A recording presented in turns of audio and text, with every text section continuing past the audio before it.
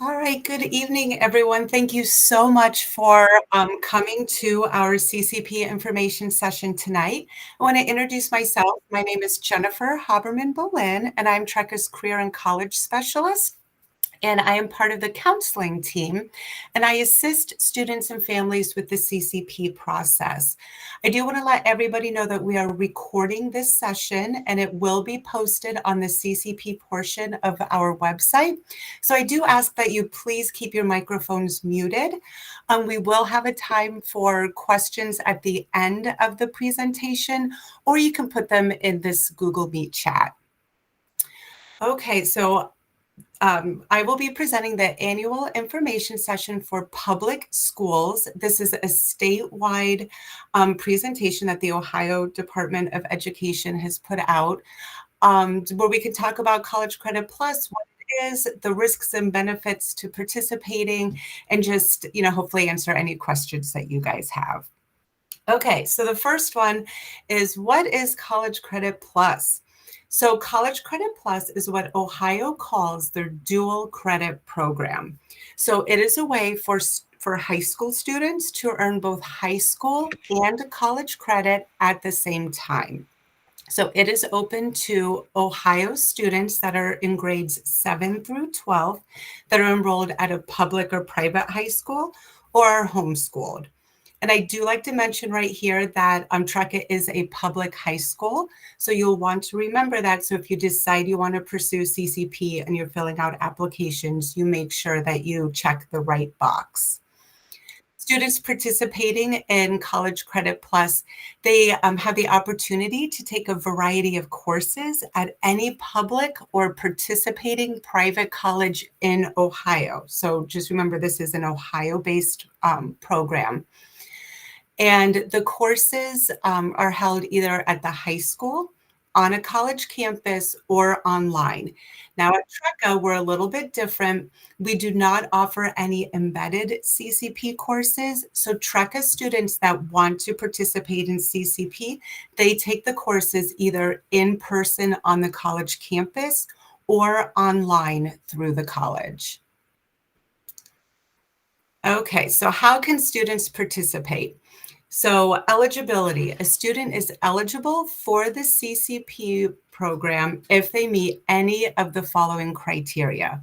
If the student obtains a remediation-free score on one of the standard assessment exams, that could be, the ACT. Colleges offer different assessment exams, such as maybe ALEX or AccuPlacer. It's up to the college choice which ones they offer. So if a student obtains a remediation-free score, if a student has a cumulative unweighted high school GPA of at least a 3.0, or if a student has a cumulative unweighted high school grade point average of at least a 2.75, but less than a 3.0, and has received an A or B in a relevant high school course. So that would be if a student has less than a 3.0, but maybe they want to take a CCP English course and they've received all A's in their high school English courses, then they may be eligible to participate in CCP. All right, college admission. So in order to participate in CCP, students must apply for admission through the Ohio college of their choice. So what students do is they will fill out the CCP application for the college. Then the college will review that application to see if the student has met the requirements. Each college sets their own eligibility. So the easiest way to kind of figure out what the college might require is to go to that college website, search for CCP, and just see what their requirements are. College applications for CCP, not only is it the application, but it also includes a permission slip for mature content and a questionnaire about emotional maturity. It's really important to just remember that students participating in College Credit Plus, they are taking college courses. So they could be in the same course as a traditional college student, maybe a non-traditional college student who is, late 20s or early 30s. So the content is geared towards traditional college students. So it's really important that, students and their parents, guardians, learning partners really look to make sure, that the emotional maturity of the student is there. And colleges do have the final decision on student admission because students who are participating in CCP, let's say through Marian Tech, they are considered a Marian Tech college student. So the colleges will look at the application, will look at, everything regarding the student and then decide whether or not they feel that student is a good match to be a CCP student through their college. Okay, course registration. So when students get admitted into a CCP program at an Ohio college or university, they will be assigned a CCP advisor. So think of that CCP advisor as, the school counselor at the college level. So that will be your key person to go to when you start discussing maybe what courses you want to take. That CCP advisor will look at your different assessment scores, will look at, what courses you have taken in high school, and they will be able to discuss which courses are available for you to take. Now, school counselors on the high school side, we're still there to support you. So, we all work as a team. So we in the counseling department will help the student and families understand what graduation requirements they may need, which CCP courses could fulfill those high school requirements. And then the CCP advisor at the college level will then help register the student for the course that they're eligible to take. So high school and colleges, we have developed 15 and 30 credit hour pathways. We have Marian Tech and Ohio State Marian's posted on the CCP portion of our website. And I should mention that we have representatives from OSU Marian and Marian Tech that will be presenting their programs at the end of this presentation as well. Okay, so a lot of times we get asked, so we can just jump in and take any college course, right? There are different courses that you must complete before other ones open up. So the first 15 credit hours that a student can take through the college need to be what's considered level 1 courses, okay? And so keep in mind, a traditional college course is typically worth 3 credit hours. So 15 credit hours would equal approximately 5 college courses. So every college lists their level 1 courses on their website. So as you're kind of playing around to see, I might want to go to this college for, and participate in CCP, which courses would I be able to take? You can go to their website and check that out. But level 1 courses include transferable courses. Those are a lot of maybe what you know as your gen ed courses, your English courses, maybe science courses. Level 1 courses also include courses in IT, computer science, anatomy and physiology, foreign language, courses that are part of a technical certificate, courses that are part of a 15 or 30 credit hour pathway, and then courses in study skills, academic, or career success. So there's a lot of variation of courses that students are able to take when they first join CCP.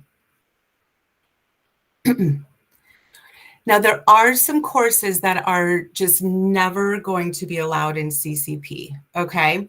So private applied courses with one-on-one instruction. So let's say the college offers guitar tutoring and you really want to learn guitar. Unfortunately, under CCP, that is not covered. Courses that have very high fees are not covered. Study abroad courses, we're unfortunately not going to pay for you to go to France to take some courses. Physical education courses are not allowed. Pass-fail courses are not allowed. In order to be eligible for CCP, it must be on the ABCD grading scale. And then remedial courses or religious courses are also not allowed under CCP. Okay, so a lot of times students are asking, how many CCP courses can I take? So there is a calculation that high schools use. The maximum amount of credits that a student is allowed per CCP school year, and a CCP school year is summer semester, fall semester, and spring semester. The maximum number total is 30 credits for that year. There's a calculation that we use at the high school. So every year we will be calculating how many allowable credits the student has based on their high school schedule. So an easy way to remember it is the more high school courses you have in your schedule, the less amount of CCP credit hours you will have available to you. Now, in the CCP program as a whole, can we go back one slide, Jamie? I'm sorry. Thank you. In the CCP program as a whole, the maximum number of college credits that a student can complete is 120. Okay, and that is for the life of participation in CCP. Now, if a student enrolls in more than 30 credit hours for a year, there are some options, okay? Because TRECA, we're unique in that we're a continuous progress. So sometimes we'll figure out the allowable credits during fall semester. A student might finish up, say, an English course and have another English course added. Because now they've added another high school course, that's going to take away from the allowable CCP credit hours. So it's really important if you're participating in CCP and you finish a high school course and you want another one added, we need to refigure to make sure we're not going over the allowable credits.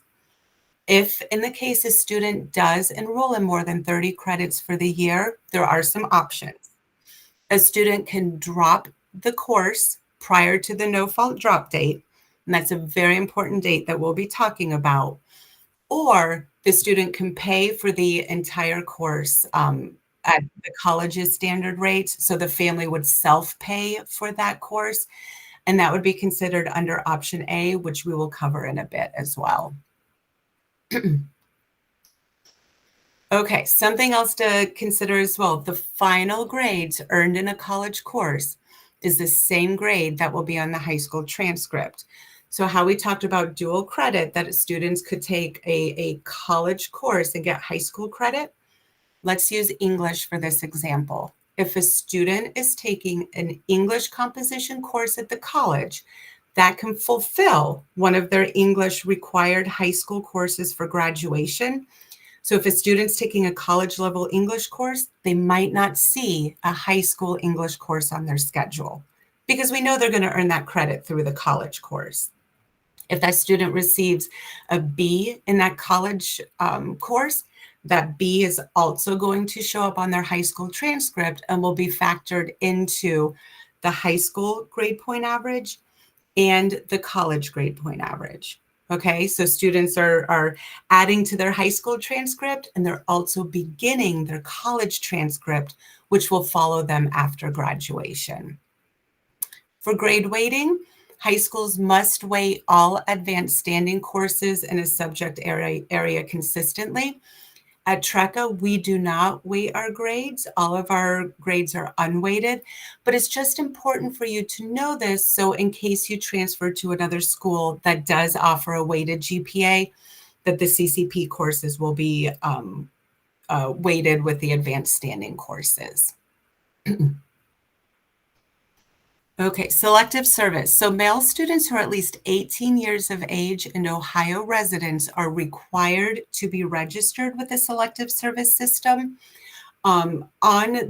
Students are required to provide their selective service number to the public college or university within 30 days of their 18th birthday.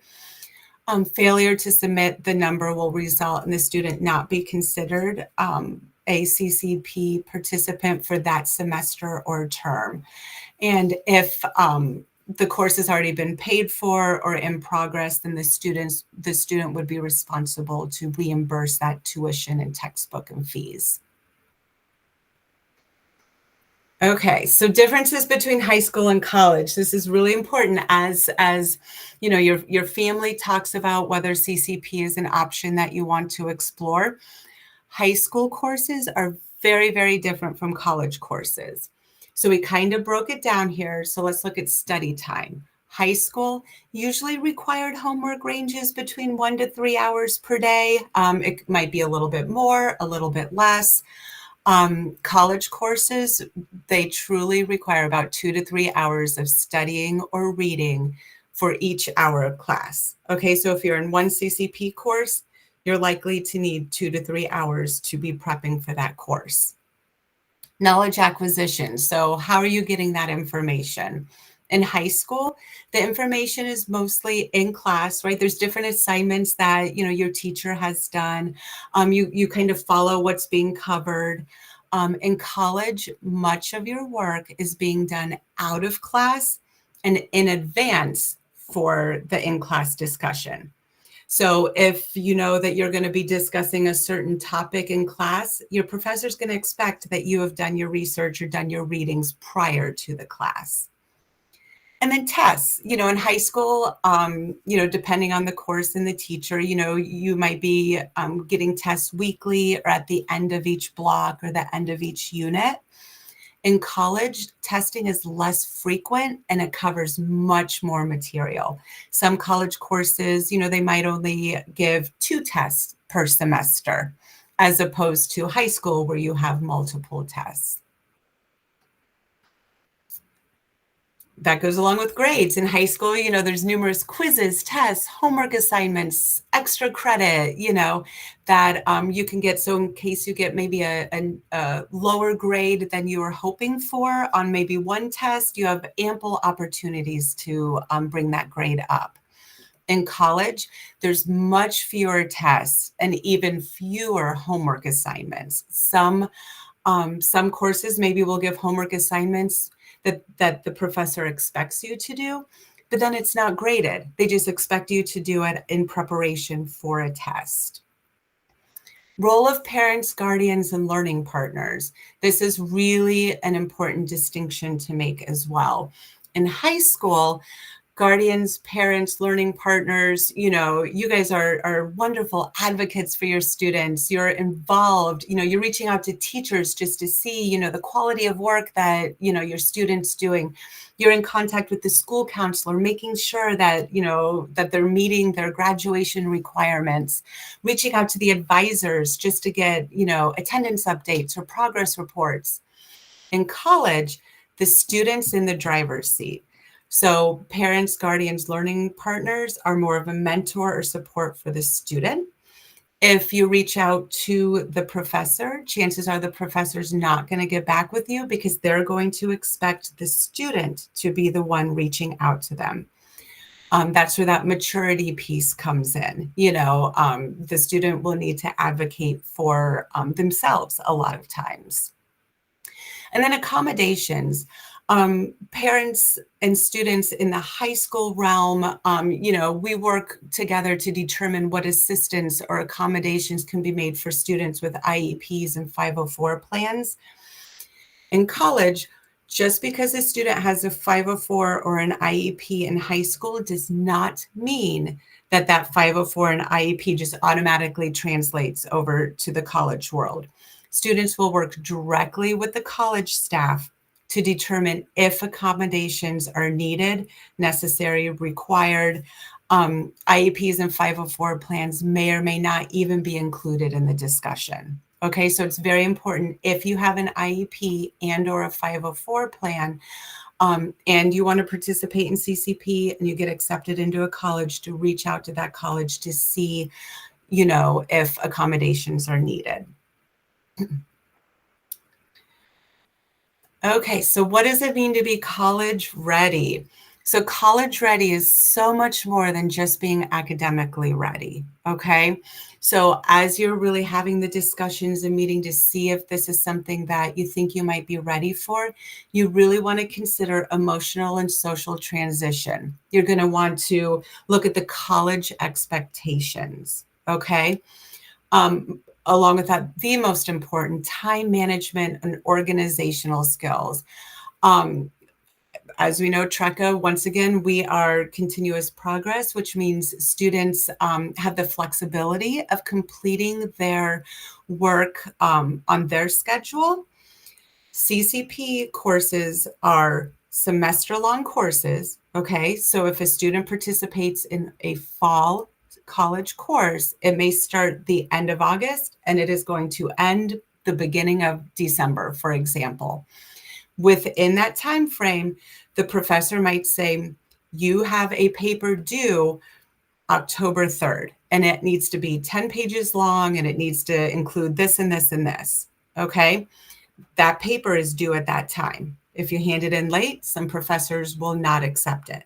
So it's really important to just look at your time management, what your organization is. Are you, do you use a calendar where maybe you write down, the important deadlines, the important dates?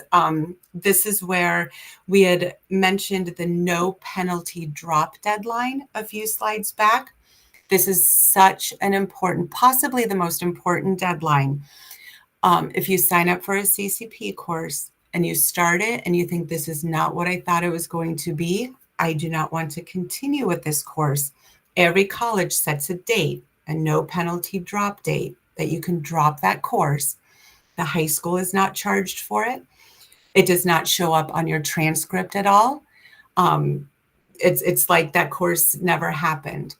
Once we get past that date, that's where it becomes very gray, okay? So that's where the organizational skills come in.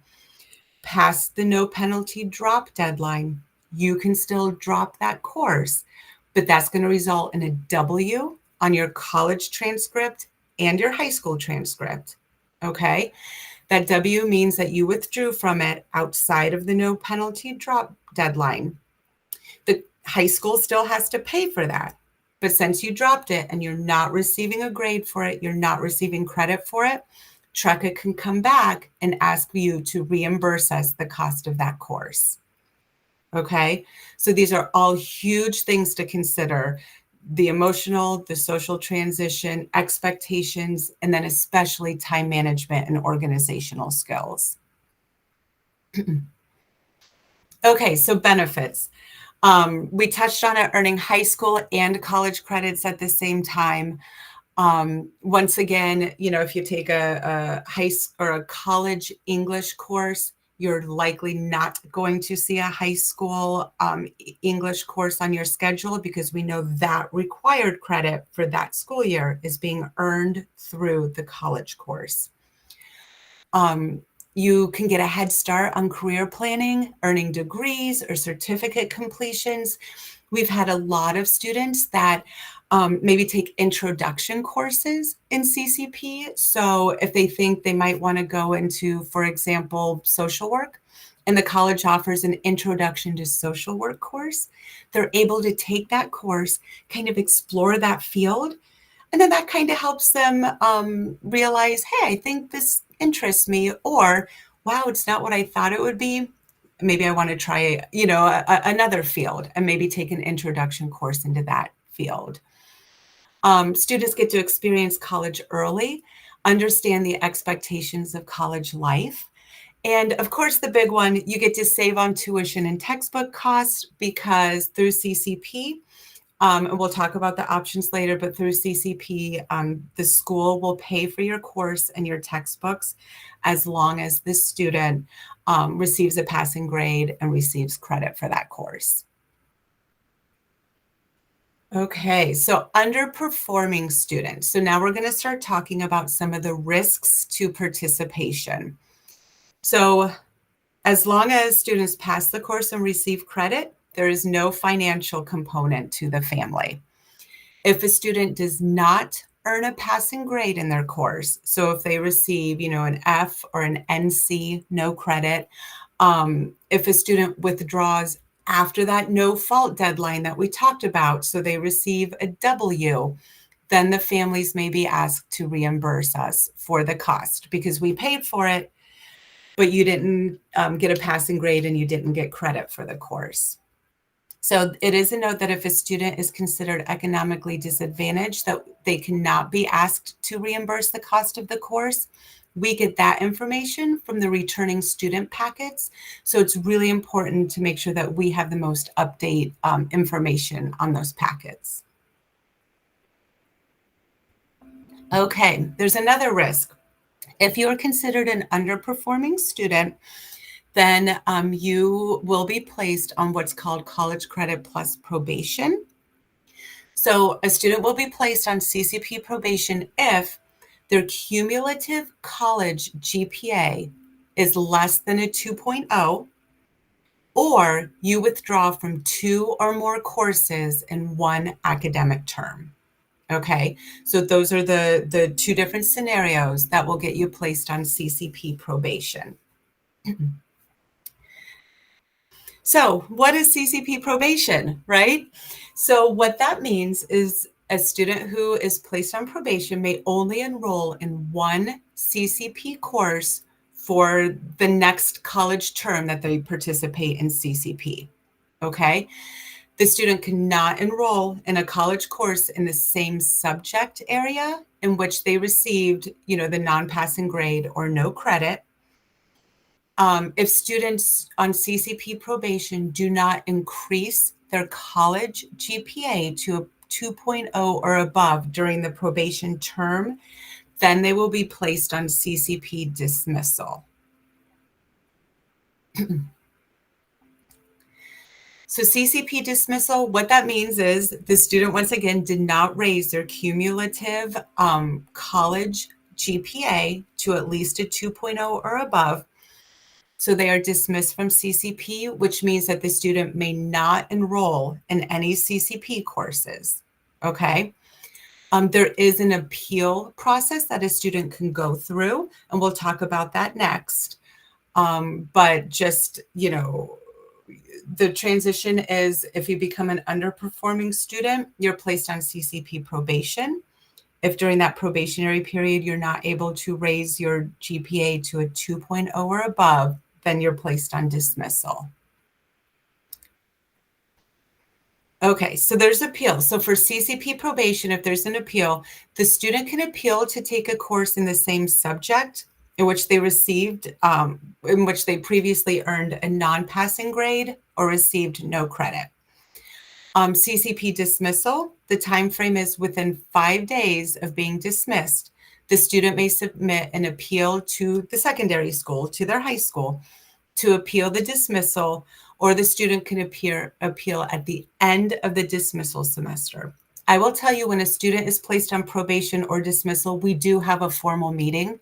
So there's no, surprises or anything. And we do discuss all the appeals and everything during that meeting as well.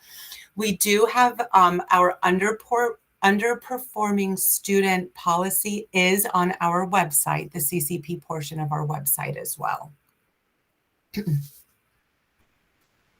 Okay, so after high school graduation, right? It's important to remember that students participating in CCP, they are not only adding to their high school transcript and GPA, but they have started their college transcript, which follows them from college to college after graduation. So it's important to remember that grades earned in CCP, they remain on the students' college transcripts permanently. Okay, so we really want students to be successful for a number of reasons, but especially because if a student, has less than a 2.0 on their college transcript by the time they graduate high school, it's very hard to bring that GPA up. If students fail or withdraw often from courses, future financial aid may also be impacted negatively. Okay, so satisfactory academic progress, SAP, is a requirement for financial aid. Every institution, every college, the standards may vary, but we just really want students to have the highest college GPA, because some majors require certain GPA requirements to even get into that major. And so we would hate to see unsuccessful CCP courses keep the student from the major of their choice.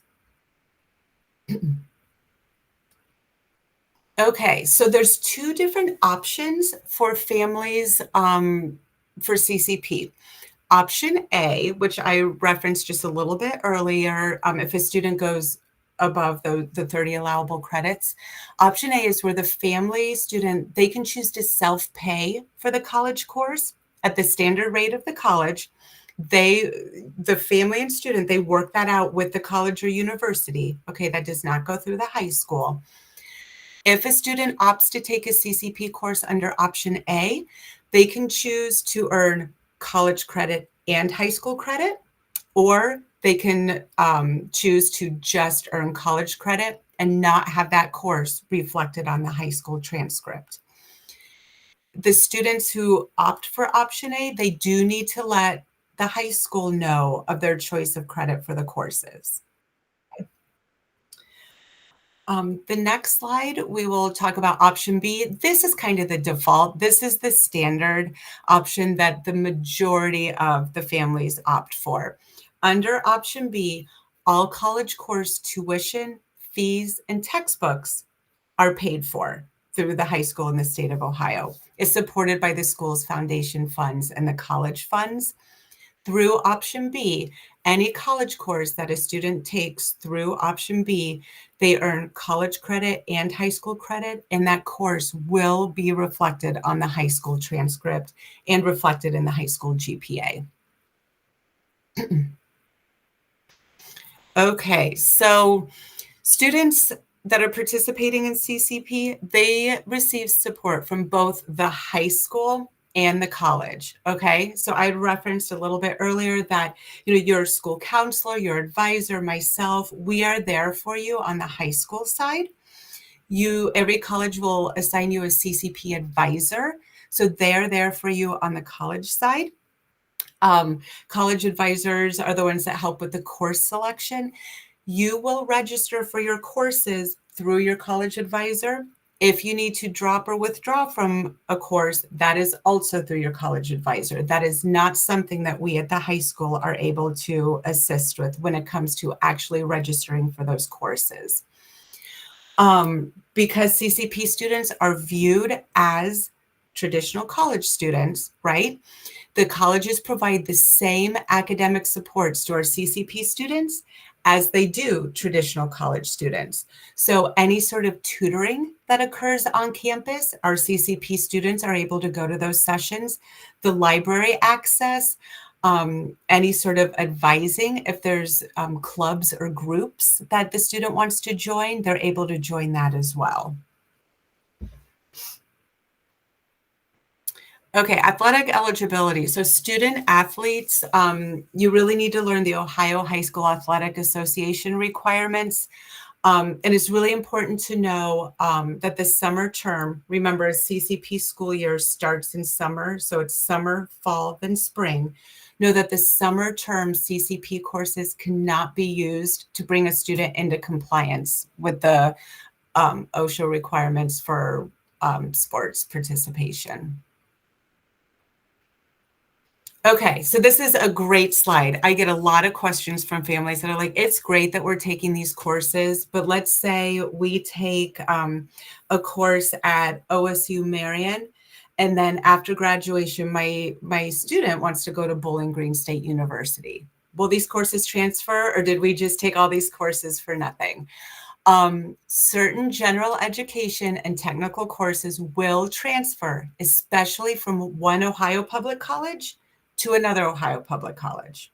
Okay. When you start talking about private colleges, that's where it gets a little bit dicey, where we always encourage the student to reach out to that private university's admissions department and just talk it through with them. These are the courses I've taken. How will they transfer over?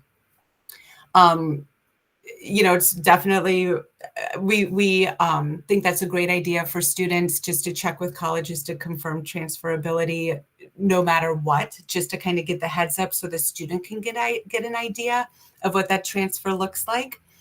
And then there is a website, transfercredit.ohio.gov, that you can visit, and that gives a lot of transfer information as well. Okay, so there are deadlines to even get to the point to where you might be able to participate, okay? April 1st is the first big deadline. There is an intent to participate that students and families need to complete and return to me before we can even move forward with the CCP process. Okay, this form is live now on our website, trecca.org/CCP, that you can fill out. It's 3 or 4 different pages. You just fill it out. My email is there. Email it to me, and then we can move on to the next step. As you're thinking and you're researching colleges you might want to participate in CCP, check out their websites. Every college, like I said, sets their own requirements. Some might require an ACT score to participate. You'll want to know that because the ACT is only offered certain dates during the school year. There are semester deadlines. If your student or if you want to participate during summer CCP, those deadlines to apply for summer term and get your courses registered come really early. Many summer semesters begin in May, the middle or end of May. So it's really important to know those deadlines. And then definitely check with the college for all other semester deadlines. Okay, that advisor is really going to be your key to learning the dates, to learning the college next steps. Okay, so next steps. Contact the college and discuss assessment testing requirements. Complete the intent to participate form, which is on our website, and return it to me by April 1st. That is a hard deadline. Apply for admission at the Ohio College of Choice by, their deadline. So depending if you want to do summer semester, fall semester, spring semester. I should mention as well that CCP, the student really is in the driver's seat. So if a student's like, I think I want to take one course in the fall, that's excellent. We will never tell them they have to take more than that. If you hand in the intent form, and you're still kind of thinking, I don't know if we want to participate, that's okay. By handing in that intent to participate, that's letting us know that, hey, the option is there for you.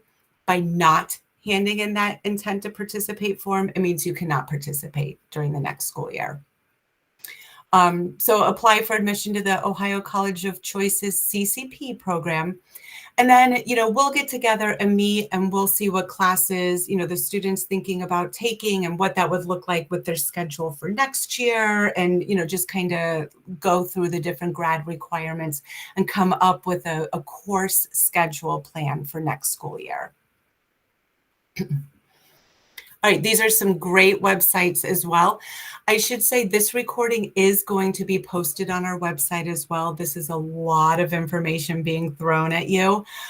So it will be on our website that you can view, fast forward to certain slides if you want. But these are some additional resources through Ohio Higher Ed that you can check out if you've got additional questions. And then yeah, so for TRECA, our student next steps, of course, fill out and submit the CCP intent form found at trecca.org/CCP. Get that emailed to me. We will then schedule an appointment to talk about CCP. I can answer the individual questions you have as you think, oh my gosh, that was so much information. Can you review this with me or something? Submit the CCP application for the Ohio College of your choice. Please make sure that it's the CCP application and not the regular admission application. And then once you submit that application, you will follow the college next steps. The college will be, reaching out to you to let you know if you've been admitted, if you need to do some additional testing or what they need from you. Okay, and so before we introduce our OSUM American Tech presenters, I did see that there was a question in the chat of what is the difference between CCP and TRECA Tech. That is a fabulous question. So TRECA Tech is the CTE program through TRECA that is taught by a TRECA teacher. We have 3 different pathways. We do have career tech information on our website that you can learn more about Trekka Tech. There's the possibility that you could earn some college credit through some of those courses. It's a little bit different. You would need to apply for that college credit. I know they just changed how that works, but Mr. Sink, who is the teacher in Trekka Tech, is very well versed in that. So whereas CCP, you're taking the course through the college, and it's you automatically get college credit, and it's on your transcript. Trekka Tech is a little bit different.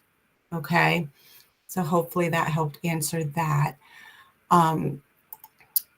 Okay, I don't see any other questions, so I'm going to go ahead and introduce our OSUM speaker. Ms. Randall Williams is with Ohio State and Marion, and she is going to tell us a little bit about the CCP Academy. Hello, everyone. My name is Alacia, and I am here representing the Ohio State University at Marion campus. And I also have some slight information about Columbus as well, if anyone is interested in that. So let's get started. So we're going to talk about admissions requirements for campus and virtual, the application process, supporting materials, deadlines, contact information, and then just general info for you guys. So any student can participate in the Ohio State Marion Academy program on any of our regional campuses and ATI Worcester. And then these campuses are open enrollment. And then if you just have to meet the college readiness requirements that are set by Ohio. So we need, for autumn of 2024, you need your application and materials submitted by May 1st. If you are looking to apply for summer of 2024, you need all of your materials in by February 1st. I know that's a really short deadline currently, but if you are interested, that application still is open. You just need to get everything in, speak with your guidance counselor, and get everything in by February 1st. We are test optional still, so you can submit your test scores if you want those to be considered for your admission process. Then we need your school transcript and then the school information form, which will be filled out by your guidance counselor. It's just going to tell us some information about you. And then at one point during that form, it's going to tell me whether you need to take the AccuPlacer, and then I will contact you about taking that test, which I do have dates, which I don't think they're a part of this presentation, but I can send them to your guidance counselor so you can get them. And then there's an online mature content form. Basically, you're going to be in classes with adults. So that can range from being 18 to probably 50, if not older, who are looking to go back to college.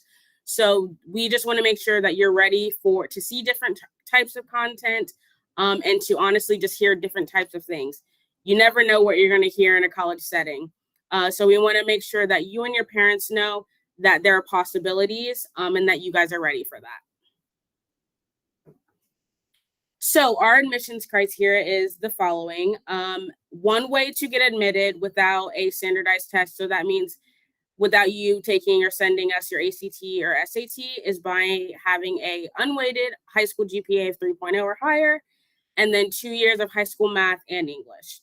Another way is by having, if you send your ACT scores in, you have to have an 18 in English, math 22, reading 22, or SAT scores. Another way, so let's say you don't have a test score and you don't have that unweighted high school GPA, then you can take the AccuPlacer and you would just have to pass all of our sections. So with the AccuPlacer, you can come to our campus. We do not go to other campuses to administer the tests. You have to come here. It is at no cost to the student the first time. So let's say, I know it sucks, but let's say you pass reading and math and you miss writing by 1 point, you won't pass. And unfortunately, you have to go to the Mansfield campus and retake that and pay $25 each time that you have to take it. They will send the scores to us, and then we'll evaluate based on that. Okay, so I did have these. So this is our testing schedule.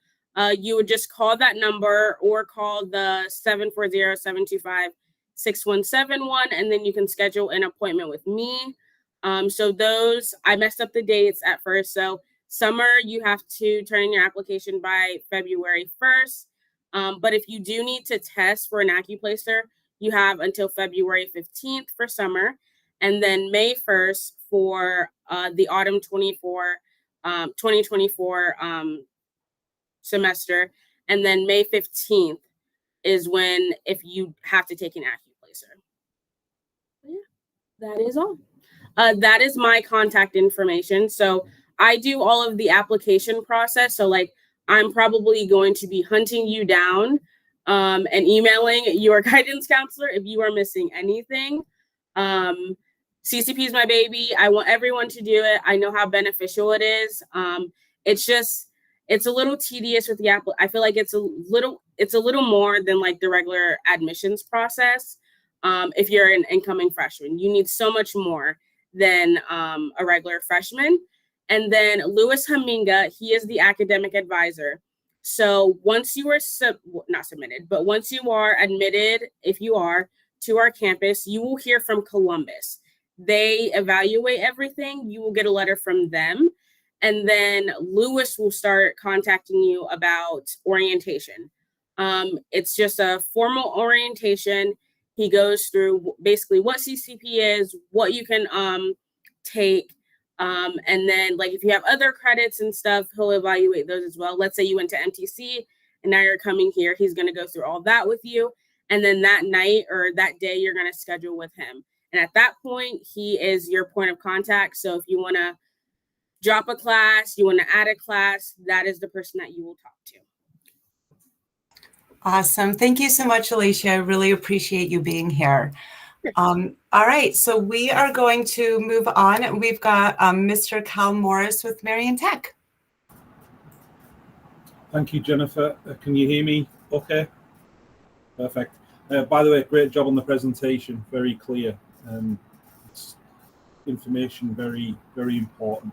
So my name is Callum Morris. I'm the Director of CCP here at Marion Technical College. Been involved with CCP now since 2017. So seen a lot of success stories with College Credit Plus. I can't emphasize enough, like Jennifer said in her presentation, that this isn't for everybody, and it's important that as a family you speak with each other to see if this is a good opportunity. We don't want to see students struggle and then having to pay back for a course that they have not completed, and then obviously have something on their transcript from a college perspective that won't allow them to move forward. So that's really important as you obviously discuss if you're choosing to go into CCP for summer or fall, that you are really understanding what you're about to embark on, and it is dedication is going to be required to make sure that you get the best grades possible. So it's really important to discuss what extracurriculars you have, sports, band, outside work, part-time job, if you can multitask those different things. So in regards to Marion Technical College, we are also an open enrollment institution. We site share with OSU Marion. Our eligibility requirements quite similar to OSU in regards to the ACT and SAT. Our application process is very simple. I put on the screen the application link, and you literally click on College Credit Plus, fill out the information. It takes about 8 minutes to be precise. The mature content that has been mentioned in the presentation is part of the application, so it's very straightforward. Once you've applied, we will receive information from our end. We will reach out to Jennifer and request a transcript. Then we'll evaluate your transcript to see if you are CCP eligible. Some students, based on what they've already taken at high school, may not have to test, but that's case by case, and then we'll let yourself know through email if you are CCP accepted, and then we'll also let your high school know that you are accepted as well. From there, you will work with me to then discuss what courses of interest and how you want to take them. We do offer courses online in the summer, fall, and spring, and we also obviously offer courses on campus. So we'll try to work with what best fits your schedule, and then we will create a plan for you moving forward as you go through your high school years. I'll put some data on the screen in regards to how many students we have enrolled this past fall. We are continuing to increase in enrollment, which is great from CCP. We're seeing a large increase across the state, which is fantastic. If you are interested in summer, please apply as soon as possible. Just gives us more time to work with you and figure out what you want to take, and it gives you more opportunity to get into the classes that you really want to take. Summer classes start in June. The longer you get closer to June, the less opportunity you have of getting into the class that you want, because those seats will be taken. So it's very important that if you're interested in summer, that you do that as soon as possible. And the deadlines for fall are May 1st and then spring November 1st. Like Jennifer said, with the letter of intent, that doesn't sign you up for College Credit Plus. It just tells the high school that you have an intent to do it. So even if you're on the fence, please complete that and send it in, because you might not want to take a class in the summer or the fall, but then around Christmas time, you're like, well, actually, I might want to take CCP in the spring. If you haven't filled that form out, your high school has, by law, the right to say, well, you didn't complete the information, you're not able to take classes in the spring. So if you're on the fence, please complete that information and get that in so your high school have it on file. And then the process is pretty straightforward. You'll work with me directly. My information's on the screen. Best way to contact me is through email. And if you have any other questions, don't hesitate to reach out. Thank you. Excellent. Thank you so much. We really appreciate. Oh, yes. Can I add something? So someone asked about OSU offering online classes. I completely forgot to mention this, but you can apply to just do the online program, but it's more competitive. Same with if you applied to Columbus. You're kind of applying as though you would be a freshman on the Columbus campus. They're looking for honors classes already, like top 10% of your high school graduating class. And showing that you have completed college prep courses in English, math, science, foreign language, visual and performing arts, and etc. So that is an option if you wanted to do strictly online, but you'd have to apply like directly to like kind of Columbus for that, and they're going to hold you at a higher standard. Excellent. Thank you for answering that question. Fantastic. Well, thank you guys both. I think it's really neat for our families to see, two colleges that are right in the Marion backyard, and the differences in the registry or the application process. So excellent. Well, I want to thank everybody for coming tonight. This recording will be posted on our website within the next few days. So as you're just kind of thinking about all this information and you need to maybe listen to some more, you can rewatch this. Please remember the letter of intent, which is live on our website right now, is due to me by April 1st. Handing it in doesn't mean you have to participate, but not handing it in means that you cannot participate. Any questions, reach out to me. But thank you all, and I hope you have a fabulous evening.